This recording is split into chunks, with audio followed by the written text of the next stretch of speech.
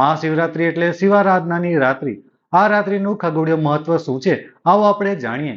વર્ષો જૂની સનાતની પરંપરા અને મહાદેવના ઉત્સવ તરીકે મહાશિવરાત્રીની ઉજવણી કરાતી આવી રહી છે.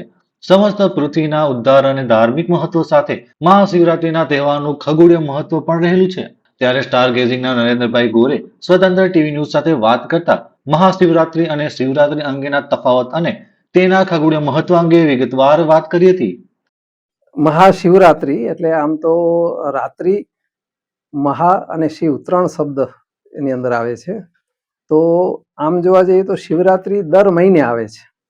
આપને નવાઈ લાગે કે દર મહિને શિવરાત્રી આવે, તો કે હા, દરેક મહિનાની જે અંધારિયા પક્ષની તેરસ આવે એને આપણે શિવરાત્રી તરીકે જાણીએ છીએ.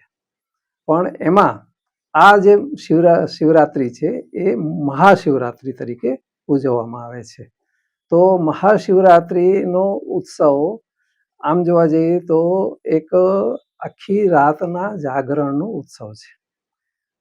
આજથી ઘણા સમય પહેલા જ્યારે આ બધી ઉત્ક્રાંતિ અને સમયનું ચક્ર બધું ગોઠવાઈ રહ્યું હતું, ત્યારે લોકોને સાચું જ્ઞાન મળે, સમયનું જ્ઞાન. કારણ કે ખાસ કરીને રાજા મહારાજાઓ અને પુરોહિતો કોઈ પણ નવું કાર્ય કરવા માટે, પછી કોઈ પણ નવી ખેતી કે નવું કંઈ પણ ઋતુઓનું જ્યારે બદલાવ થાય તો ક્યારે થાય છે એ જાણવા માટેનું સૌથી શ્રેષ્ઠ સાધન એ આકાશના તારાઓ છે. કારણ કે તારાઓ ઉપરથી જ ચોક્કસ સમય આપણે તિથિની ખબર પડે, કઈ ઋતુ આવે છે એ ખબર પડે. એટલે પહેલાના જમાનાની અંદર જ્યારે આપણે આ બધી રચનાઓની ગોઠવણી થઈ રહી હતી ત્યારે ચંદ્ર છે એ મુખ્ય આધાર હતો. કારણ કે આપણા જે મહિનાઓ છે એ ચંદ્ર આધારિત છે અને અમાસ પછી આપણા મહિનાની શરૂઆત થાય છે. 15 દિવસ અજવાળિયા, 15 દિવસ અંધારિયા. પણ એમાં તેરસના દિવસે, કારણ કે એ એક સંધિ સમય છે, જેવી રીતે અજવાળિયાની એકમ છે અને અંધારિયાની તેરસ છે. કારણ કે નોર્મલી આપણે એવું માનતા હોઈએ છીએ કે રાતના આપણને ચંદ્ર દર્શન થાય જ, પણ તેરસની ઘટના વખતે રાત્રિના આખી રાતમાં આપણને ચંદ્ર ક્યારેક દેખાતો નથી. 14ના, તો 14ના જ્યારે ન દેખાય ત્યારે એનો ક્યારથી નથી દેખાતો એ જોવા માટે, એ જાણવા માટે પુરોહિતો આખી રાતનું જાગરણ કરતા. કારણ કે એ વખતે અંધારિયામાં લગભગ સૂર્યોદયથી થોડોક સમય પહેલા ચંદ્રનો ઉદય થાય. તો ત્યારે એમને ખબર પડે કે હવે આવતીકાલે 14 થશે, એના પછી અમાસ આવશે, પછી વળી પાછી એકમ આવશે અને નવો મહિનો શરૂ થશે. તો આખી રાતનું જ્યારે જાગરણ હોય તો જાગરણ વખતે શું કરવાનું? કારણ કે તારાઓનો અભ્યાસ કરી લે પછી શું કરવાનું? તો આપણા જે સનાતની છે એમણે શું કહ્યું કે એક શિવની ઉપાસના કરવાની, 4 પ્રહરની પૂજા. એટલે શું છે કે એક પ્રવૃત્તિ મળી જાય અને સાથે સાથે એક ઉપાસના પણ થાય. શિવને આપણે મહાકાળ તરીકે જાણીએ છીએ કારણ કે સમયના દેવતા છે.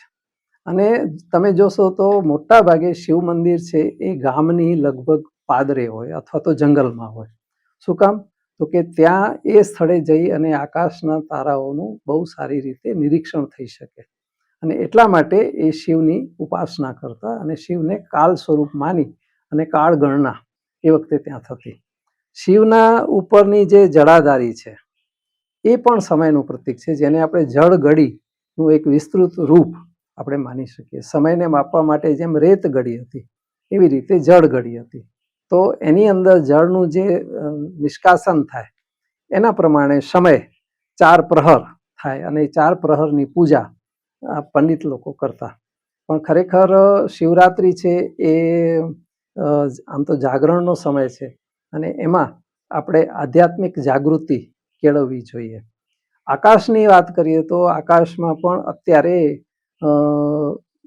સાંજના સમયથી મધ્ય આકાશે એકદમ સરસ મજાનું શિવના સ્વરૂપનું દર્શન થઈ રહ્યું છે, જેને આપણે વ્યાધના નામે ઓળખીએ, કાળ પુરુષના નામે ઓળખીએ છીએ અથવા તો વ્યાધના નામે ઓળખીએ છીએ. તો શિવ મહિમ્ન સ્તોત્રની અંદર પણ એક સરસ મજાનો શ્લોક છે કે પ્રજાનાથમ નાથમ પ્રસભમ અભિકમ સ્વામ દ્વૈતરમ તેજતીન મૃગ વ્યાધરવશ. જો આકાશની અંદર એ વ્યાધ છે ને એ આજે પણ મૃગને છોડી નથી રહ્યો. તો એ મૃગમંડળની સરસ મજાની વાર્તા કે જે સાચા બોલું હરણું હતું, જેને શિકારીએ જીવતદાન આપ્યું અને પછી એના ઉપર શિવ પ્રસન્ન થયા અને શિવે વરદાન આપ્યું.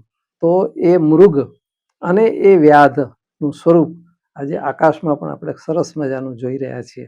તો શિવરાત્રિએ આપણે આધ્યાત્મિક ઉન્નતિ કરીએ, શિવનું સ્મરણ કરીએ, સાથે સાથે આપણી જે આધ્યાત્મિક અને સાંસ્કૃતિક જે વિરાસત છે કે જેના આધારે આપણે આ સનાતનનું ધર્મનું જે સમયનું માપન છે, જે પ્રાચીન સૌથી પ્રાચીન છે દુનિયામાં, જેની ગણતરી થઈ, તો એવા કાળદેવને આપણે આજે નમસ્કાર કરીએ.